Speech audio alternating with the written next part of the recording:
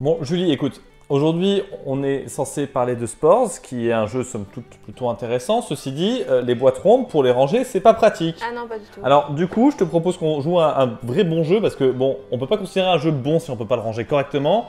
Je propose la boîte à geek, tu vois, 1000 questions geek. Je trouve ça quand même vachement plus sympa qu'un jeu que tu peux pas ranger dans une bibliothèque.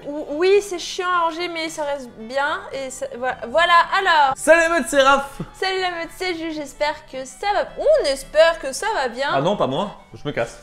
On va parler de Spores. Alors, des jeux qu'on a traités sur la chaîne, je crois que c'est celui qui se rapproche le plus du loup-garou, donc ça va être plutôt cool d'en parler. Effectivement, parce que ça se joue de 7 à 20 joueurs, ce qui ressemble globalement au loup-garou. Durée de jeu 1h à 1h30. En fait, c'est des universitaires qui le midi s'amusaient à jouer au loup-garou et petit à petit, ils ont voulu inventer leur jeu avec une autre mécanique. Tous les jeux de société super intéressants sont créés dans les universités au final. Je crois que finalement, d'un point de vue politique, lorsqu'on enlève des postes dans les universités, c'est une façon de diminuer le nombre de jeux de société qui sortent.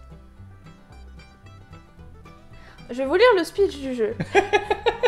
En gros, vous fuyez la Terre, vous êtes dans un vaisseau spatial, mais vous avez fui la Terre, mais il y a quand même un mutant qui a réussi à s'émisser dans le vaisseau spatial et il va essayer de contaminer tous les autres joueurs. Et ce qui est intéressant dans ce jeu, c'est qu'il n'y a pas un camp de loup-garou, un camp de villageois qui est fixe. Il y a un mutant qui s'appelle le mutant alpha qui va être le premier mutant du vaisseau et à chaque tour, il va essayer de contaminer des gens. Les gentils vont essayer de faire en sorte que les gens contaminés soient soignés. Et du coup, chaque tour de jeu va avoir une tronche différente. C'est ça, donc chez les méchants, il y a les mutants qui mutent des gens chaque nuit. Chez les gentils, on a les médecins qui vont essayer de soigner des gens chaque nuit. Il faut savoir, c'est qu'il y a une nuit comme au loup-garou.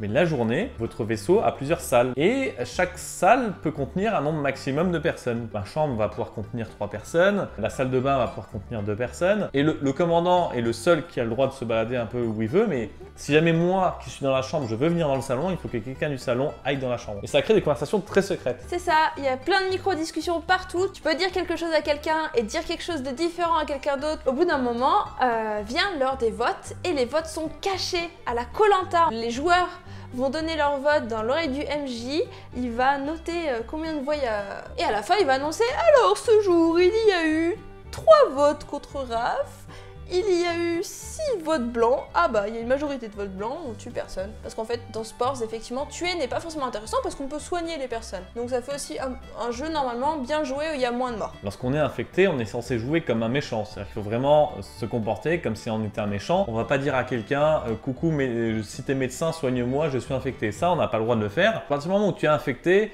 si tu es un médecin, tu vas dire aux gens de ton camp, donc les infectés, qui d'autre est médecin par exemple, parce que techniquement tu es censé le savoir. Mais une fois que tu n'es plus infecté, tu vas devoir dire à tout le monde « Ah mais en fait j'étais infecté mais je leur ai délivré telle information, au secours on est dans la merde ». Et ce qui est super intéressant dans Spores par rapport au loup-garou, c'est que dans le loup-garou, la vérité gagne. Dans Spores, il faut mentir, il faut vraiment mentir. Ouais, il faut bluffer. Il faut pas révéler à tout le monde qui est médecin parce que très vite l'infecté il va contaminer les médecins et à partir du moment où c'est le cas, bah, c'est terminé. Ah bah, les parties où les médecins se dévouent, elles sont mortes. Et en plus de ça, vu que tes plus proches personnes en qui tu as super confiance peuvent devenir tes pires ennemis, ça fait un univers très paranoïaque et il y a des joueurs qui adorent ça, il y en a qui détestent, mais c'est une expérience super. Mon avis sur Spores, c'est un jeu que j'aime beaucoup, j'y joue pas assez. Je trouve que le loup-garou permet plus de choses mécaniquement, mais c'est super chouette de proposer aux joueurs d'autres expériences de jeu, donc je vous conseille vivement d'essayer Spores avec votre groupe.